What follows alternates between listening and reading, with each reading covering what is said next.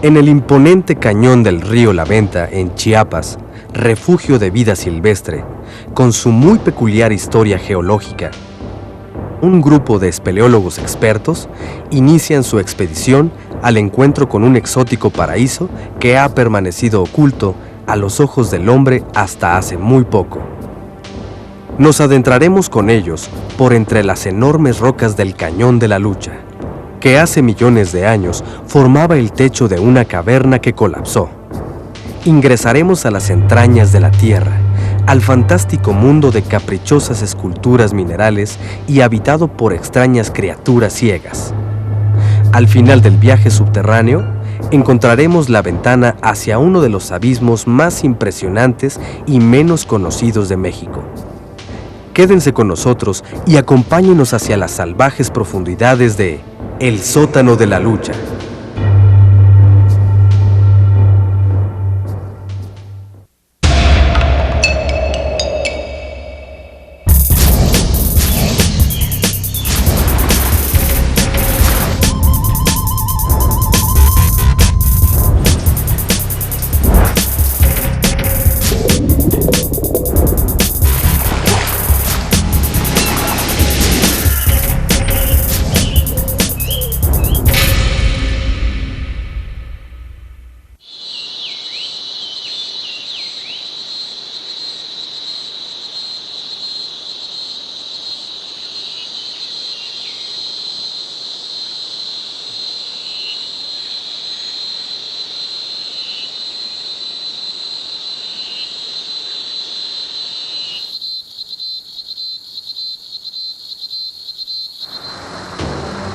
La única vía para llegar al Sótano de la Lucha es navegando por la presa Netzahualcóyotl, en el municipio de Malpaso, una de las hidroeléctricas más importantes del sureste.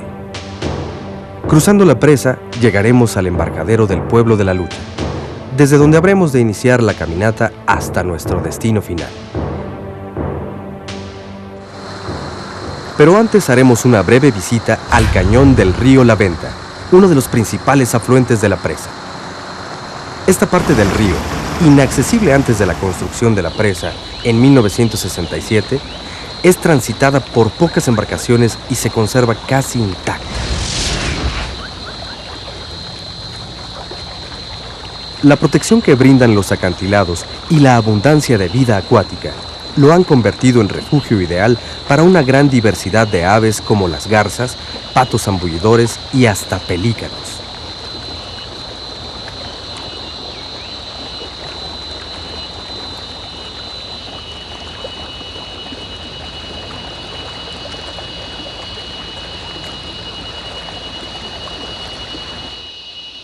Hace aproximadamente 2 millones de años, durante el periodo cuaternario, se inició la formación del cañón.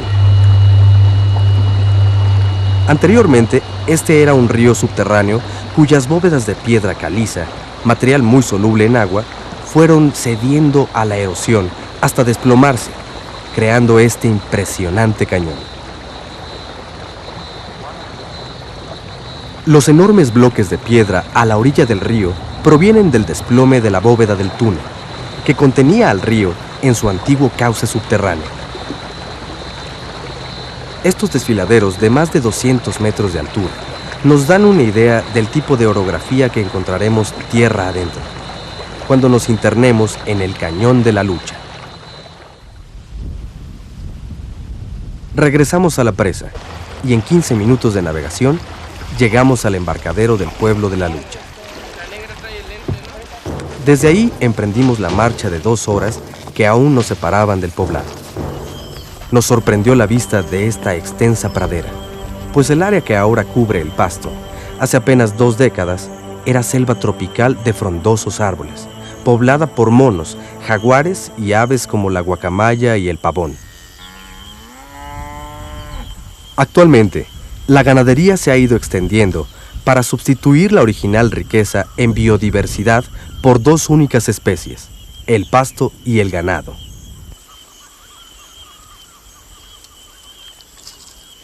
Los huertos de café y plátanos nos anunciaban la proximidad del pueblo de la Lucha, una comunidad tzotzil de escasos 300 habitantes que se instalaron ahí en 1978. ¿Qué hablan ustedes, Chantal? ¿No? ¿Cómo se dice hola en Tzotzil? Hola. Gracias.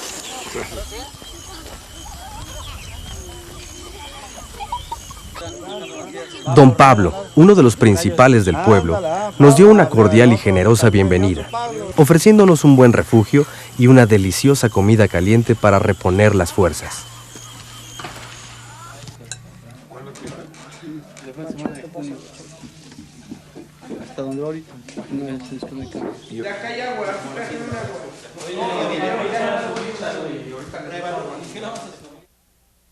Ya está listo todo para empezar el camino. Ya están todos los guías, todos los cargadores, los caballos, ya estamos listos. Y cualquier cosa me mandan a avisar con alguno. Pues si quieren otra cosita más, agua, comida, les mandamos para allá con todo gusto. La mañana nos recibió con cielo nublado y una lluvia pertinaz que continuaría intermitentemente durante toda la expedición. Repuestas las energías y de muy buen ánimo, continuamos nuestro camino hacia el sótano de la lucha. Pasamos por los límites de la selva del Mercadito, que crece sobre lo que los espeleólogos llaman un karst tropical, caracterizado por la presencia de grandes conos y torres de piedra caliza. Después de caminar una hora, llegamos a la bifurcación de caminos en donde nos dividimos en dos equipos. Un grupo recorrería el cañón para penetrar por la galería subterránea que lleva hacia el fondo del sótano. El otro equipo tomaría el camino que conduce a la boca del sótano en lo alto de la meseta. Hace unos años, el camino a la cima se transitaba a golpe de machete, pero en 1998, una gran extensión de selva fue arrasada por un terrible incendio forestal.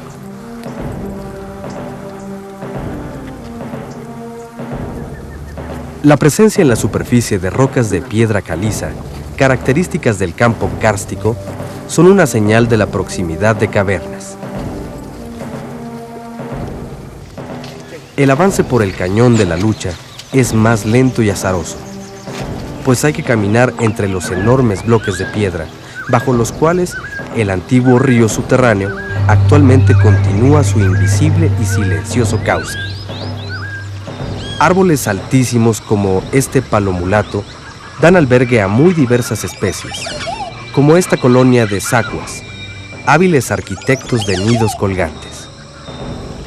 Finalmente, después de 4 horas de una accidentada caminata, llegamos al final del cañón y comenzamos nuestro descenso al interior del túnel de 650 metros de longitud que conduce al fondo del sótano.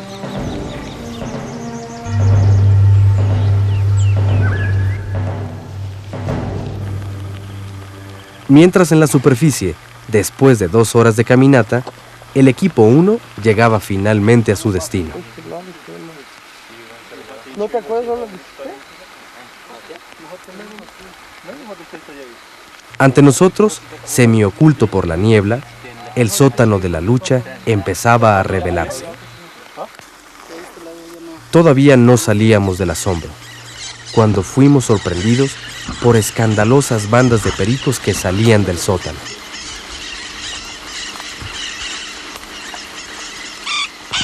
Uno de ellos, exhausto, cayó entre las ramas y nos permitió verlo de cerca. Era un perico pechisucio, probablemente enfermo, pues sus plumas normalmente impermeables estaban mojadas.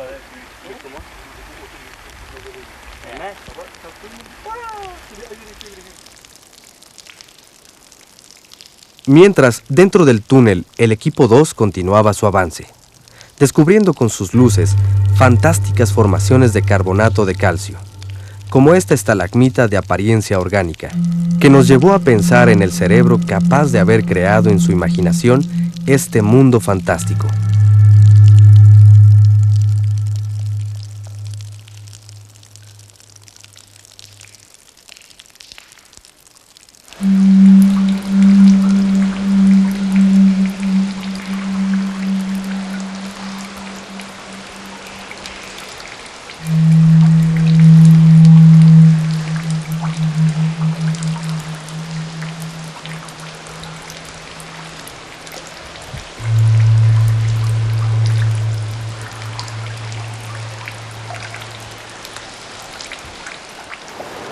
A la mitad del túnel, el río se ensancha y forma un apacible estanque.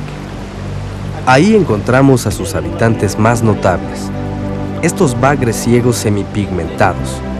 Carecen de ojos porque en la oscuridad total no los necesitan. Emplean en cambio sus antenas para detectar las vibraciones en el agua.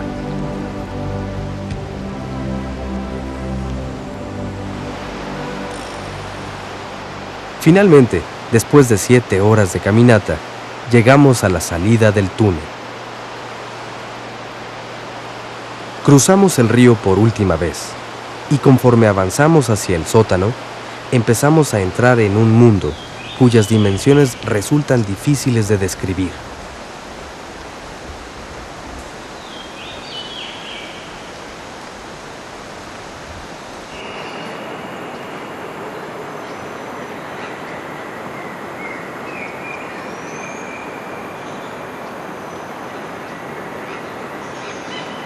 No fue sino hasta que establecimos contacto visual con nuestros compañeros que logramos entender las verdaderas dimensiones de este majestuoso sótano.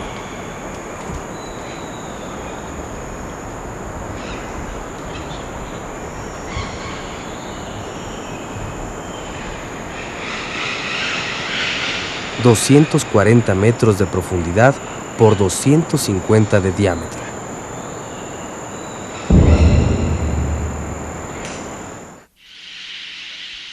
Al amanecer, nos recibieron los únicos 15 minutos de luz solar que tuvimos durante nuestra estancia. En el fondo del sótano, nuestros compañeros se despertaron con la algarabía de centenares de pericos. El sonido provenía del dintel de la boca del túnel. Aunque a simple vista no se distinguían, los pericos ahí estaban. Para estos pericos pechisucios, las cavidades de los acantilados del sótano son una especie de condominio de lujo, donde encuentran protección contra la intemperie y los depredadores. Viven en parejas muy estables y son muy sociables. Todas las mañanas realizan la penosa tarea de remontar la profundidad del sótano. Tienen que volar en espiral para llegar a la superficie, lo que les toma hasta 15 minutos.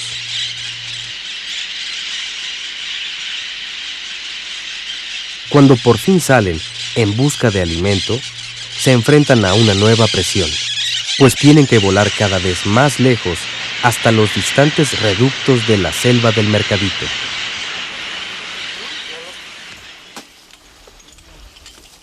En la superficie, el equipo de espeleólogos hacía los preparativos para intentar un descenso con cuerda.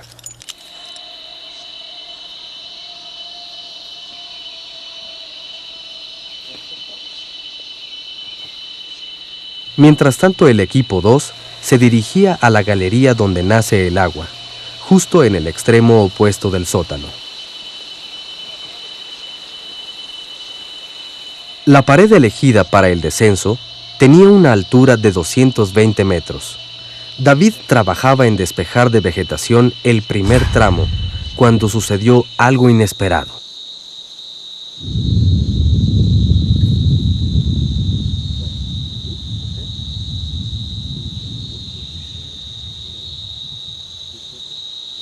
Mira, lo que pasa es que aquí también se sintió como un temblor, se cimbró todo y como estamos en la mera orilla con la cámara, se sintió que se movió toda la roca donde estamos.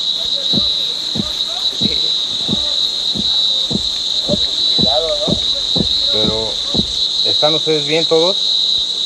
Sí, nosotros estamos enfrente de donde se está descolgando Alejandro, pero también se oyó así. Obviamente David, al estar colgado, ni se enteró del temblor.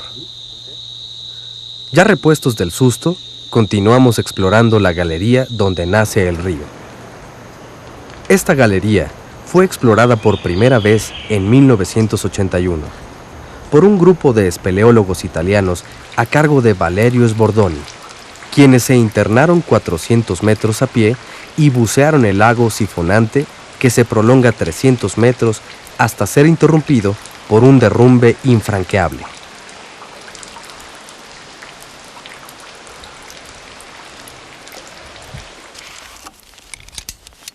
Habiendo revisado todos los detalles para garantizar la máxima seguridad, Alejandro estaba listo para descender hasta el fondo del sótano.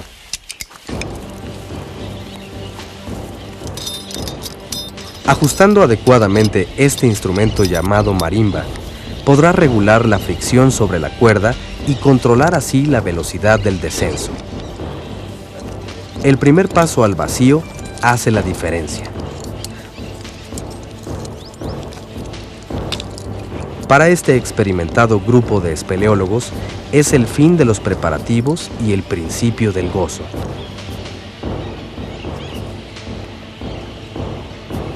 La primera parte de la ruta es la que presenta mayor dificultad, pues para descender a plomo, Alejandro tenía que abrirse paso entre la vegetación de las repisas. Una vez vencido este obstáculo, la vista dentro de la cavidad y el estruendo de los pericos son impresionantes. La labor de los espeleólogos es realmente admirable, ya que reúne ciencia, técnica, deporte y un gran autocontrol. Se requiere osadía y mucho temple, pues el menor error puede costar la vida. Pero la satisfacción de superar el reto, disfrutar la breve estancia en estos sitios inaccesibles donde pocos se atreven y poder transmitir ese conocimiento es lo que mueve el espíritu de la espeleología.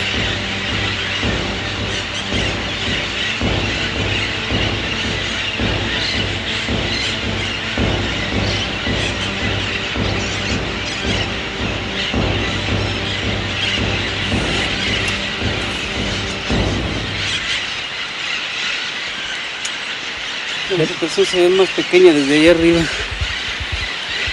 Parecen arbustos. Pero lo que parecían arbustos son árboles y plantas de dimensiones extraordinarias. La escasa luz solar que reciben en el fondo del sótano las hace competir en altura, como esta acacia de 20 metros de alto.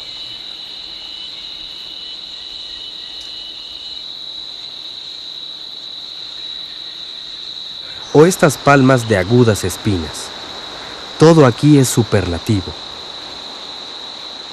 Como este bejuco, de más de 30 metros de largo, que yace entre las rocas.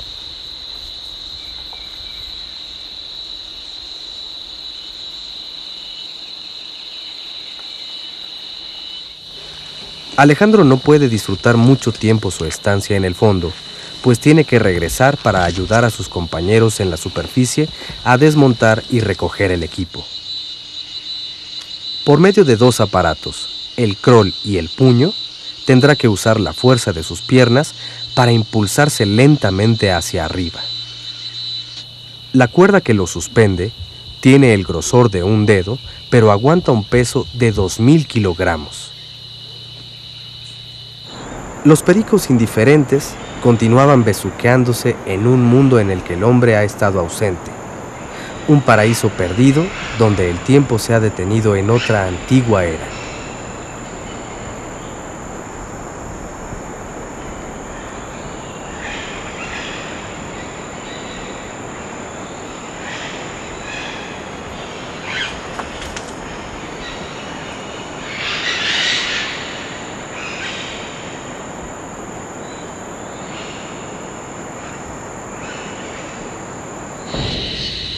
Para Alejandro, en cambio, el tiempo se mide en yumareadas y el avance en centímetros. El esfuerzo físico es desgastante y solo logra avanzar unos cuantos metros por minuto. Cada 200 yumareadas toma un descanso y vuelve a iniciar su ascenso, que dadas las dimensiones del muro, parece interminable.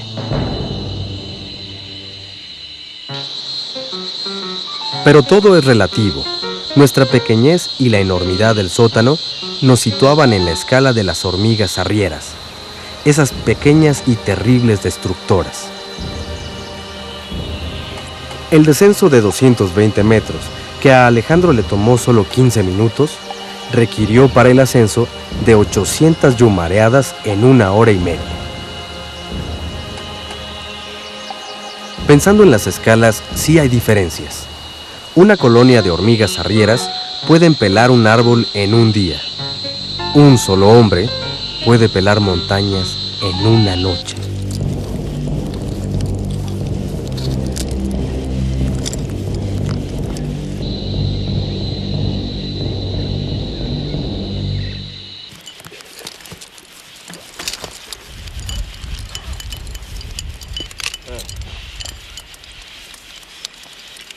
¿Qué tal estuvo?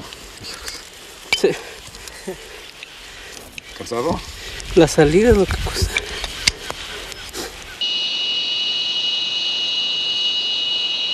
Con gran veneración, exploramos este paraíso escondido y deseamos desde lo más profundo que este sitio sagrado permanezca como es y que solo sea alterado por sí mismo.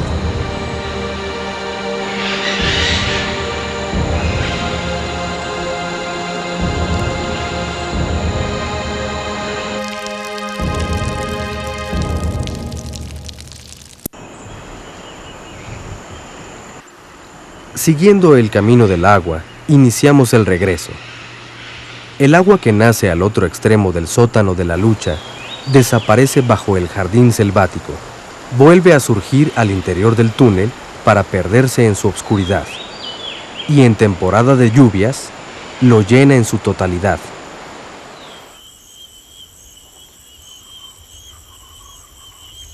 Se oculta de nuevo bajo los bloques del cañón y resurge finalmente para ir a aumentar el caudal de la presa. Para la mayoría de nuestros amigos de la Lucha, el sótano solo existía en los relatos y leyendas. Pensaba yo, pues quería conocer el lugar y el tamaño pues, del sótano, lo que platicaban los compañeros. Pues esta es la primera vez que lo vine a conocer con ustedes. Sí, ya lo conocíamos meramente la entrada, pero no nos animábamos a entrar por causa de que no contábamos ni con lámpara y con foco, pues no nos animábamos, pues. Y ya una vez ya conociendo el camino, sí, ahorita sí ya entramos, que sea con foco de mano, sabiendo que ya hay salida para este lado. Este impresionante paraíso escondido puede convertirse en una alternativa sustentable para el desarrollo ecoturístico de los pobladores de la Lucha y en un punto para llamar la atención a la conservación de las selvas que los rodean.